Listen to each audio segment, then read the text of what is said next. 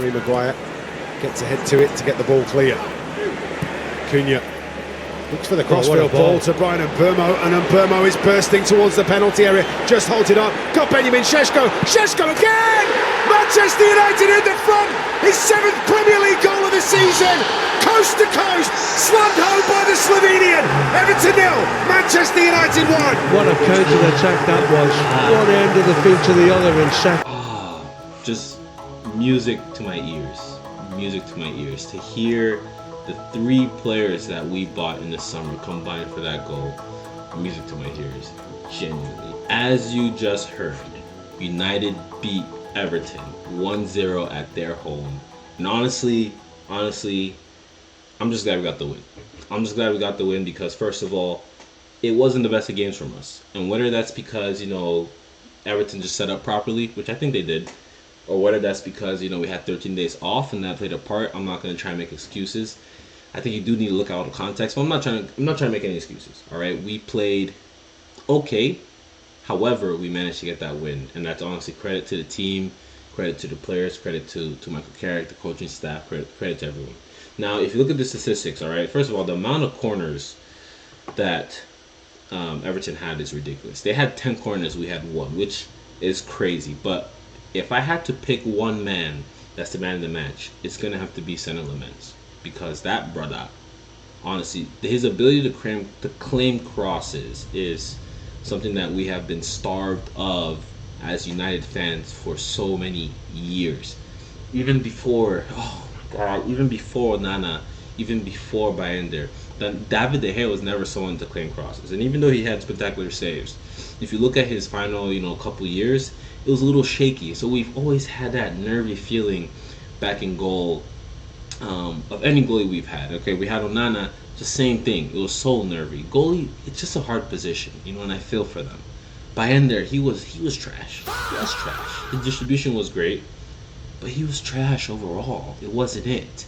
To have LAMMENS, a young 23-year-old goalie, to come in here and just exude some sort of solidity, some sort of reliability onto the post is something that we have been starved of. And honestly, I'm still traumatized, so I'm still not used to it.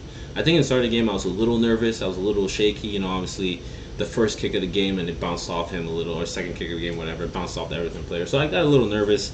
I think it took LAMMENS a little bit to get into the game, but once he did, boy, oh boy, this guy was the man of the match for sure. The amount of crosses he claimed, I don't know what's this obsession of harassing a goalkeeper during corners. I just don't understand what this. That's anti-football. It's not how football should be played. Okay, like you don't sexually harass players mid-game and call it trying to take a corner and trying to score a goal. Okay, this thing that Arsenal started. I'm not trying to hate on Arsenal. I know you guys know I hate on Arsenal and I hate Arsenal, but I'm just saying I'm not trying to hate. But this thing that they started, like, it's just toxic to football and needs to just go away. You know what I'm saying? What happened to like normal corner routines?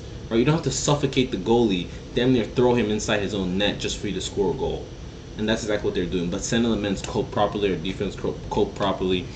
And honestly, we need to give credit to our defense, Harry Maguire, to Luke Shaw, everyone for defending our midfield. We defended as a team, and not to mention LAMMENS really saved us a lot. The amount of corners he caught, he's the man of the match in my eyes. I think he actually ended up winning. I actually don't know who won the man of the match, but I think LAMMENS, if he didn't, it's a disgrace. He deserves man of the match, or Šeško. Honestly, Šeško might, but he deserves man of the match. But anyway, I thought he was amazing, and his saves were great too. Let's not. He saved the free kick. It was amazing.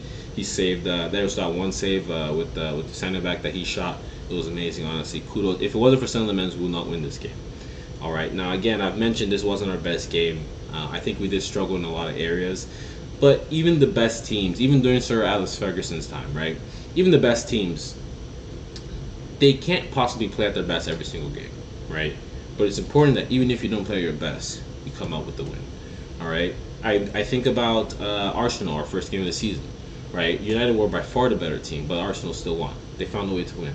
And that's what good teams do. That's what they need to do. And I think this is one of those games where Everton set up so well against us that it made it a bit tough for us. No, we definitely weren't at our best still. And I think a big part of that is because a big part of us winning is because Everton didn't really know how to break us down Their only tactic felt like just put crosses in the box and hope something happens, which nothing ever happened. They barely put crosses in the box because they couldn't. We blocked a lot. So I think it's important that, even if you're not at your best, you're still able to find a way to win, and I think that's exactly what we did.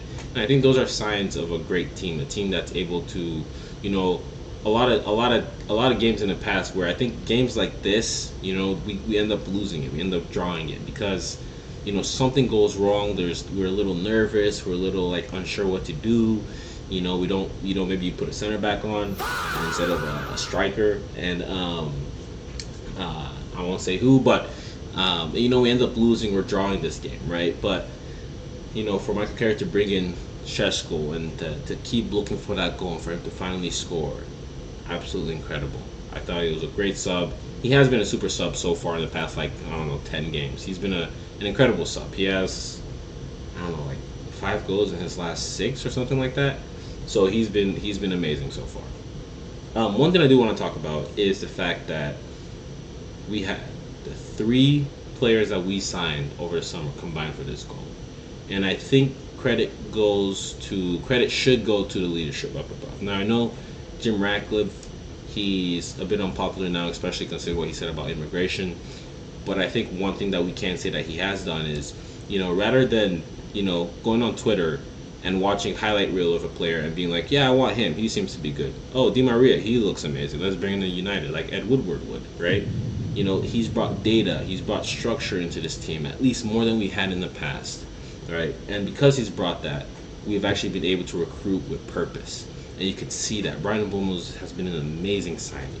SESKO has been an amazing signing so far. Even though we had our doubts a little bit in the beginning, but he's been an amazing signing. He's adapted properly to the Premier League. And one thing I do want to say about SESKO is that ever since he learned how to shoot with his right foot, he's been scoring hella goals. That's all I want to say. He's become very versatile. You can see him training with his right. Not see him training, but there was a moment where I noticed this, at least. There was a game where he could have shot with his right foot, he shifted it to his left and tried to shoot, and it got blocked. And ever since that moment, you could see that he was taking a lot more attempts with his right foot, and the moment he started doing that, he started scoring more goals. So I think he put in the work to train. I think he shifted his mentality at the very least and said, okay, I'll use my right foot, I'll use my left foot, I'll be comfortable with both feet. And you can see that even in this game, he scored comfortably with his left foot. Right, Rasmus Højlund might have shifted that to his left and then shot his right. It would have closed out the angle, so you never know. So credit to SESKO, credit to Cunha, obviously, and to have the 3 players that we bought over the summer combined really goes to show how good our recruiting has been. All right, ever since we brought in the structure of leadership. So credit to Ineos, credit to the structural team above. They're recruiting with purpose, and we can see that because honestly, Garnacho could never. The way they track back, the way Cunha tracks back, the way Mbeumo tracks back, it's so impressive. The way SESKO tracked back. I remember when Harry Maguire ran up up top, and he ended up leaving the ball for Bruno Fernandes. Bruno Fernandes lost the ball. Harry Maguire was already too tired; he couldn't run back. We had SESKO who just came on, fighting, running back. He's not telling Maguire, "Hey, go do your job." He's covering for Maguire, and he won the ball back. So that's what we like to see. That's not something that we have had, and he knows how to press. So credit to this player, credit to these players, credit to the team. They're able to fight it through. They're able to win. And honestly, I'm just so happy that we got that win. I'm just so happy that I got that win. Because what does that mean, right? If we look at the league table, we will see that we now sit 4th, right? We're 3 points above Chelsea. They're at 45 points. We're at 48 points. We're 3 points behind Aston Villa. Aston Villa has been on the free fall, so we're catching up a little bit. And honestly, they keep falling. That 3rd place is up for grabs. It really is. I mean, we have 11 games to go still, so we have some time. We can truly catch up to them. Honestly, I'm not opposed to that. I was hate watching Liverpool. Unfortunately, they ended up winning, which I don't know what they paid the referees, but in my opinion, that was an offside. If you know, you know, that was offside. But they ended up winning, unfortunately. Chelsea, I hate watch them. Let me see that game, actually, because I remember that game. Didn't Burnley score? Yeah, Burnley scored last minute. I celebrated.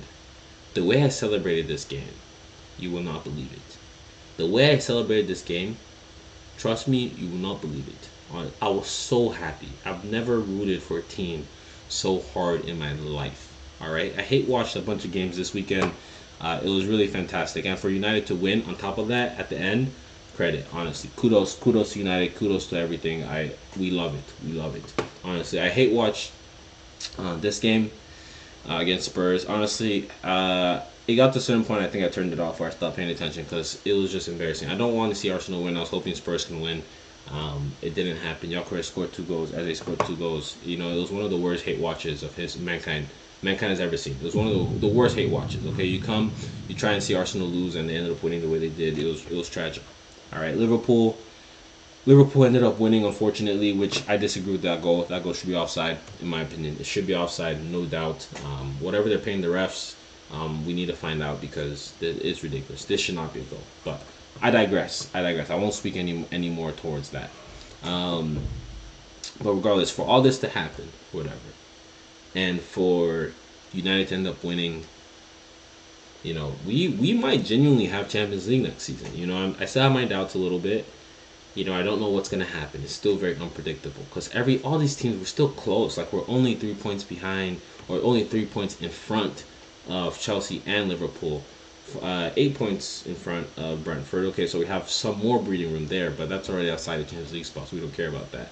So I'm still a little skeptical. I want us to win. I want us to get into that top 4 spot by the end of the season, and we need Champions League football because we need it. And we're taking the right steps, and that's all. That's what matters. So all we could do is take it game by game. We play Crystal Palace next. Crystal Palace have also been in a free fall a little bit, but they won their last game. So hopefully we can stunt that a little bit. We can continue our streak as well, our unbeaten streak. We are unbeaten in 6 now, I think. Yeah, because we won 4, drawn 1.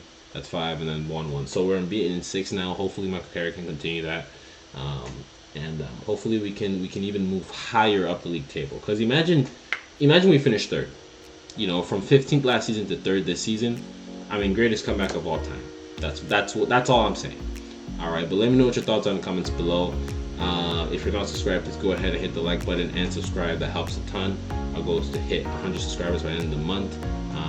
So we have a little less than a week. So hopefully we can do that. But anyway, that's all I got for you guys, and peace.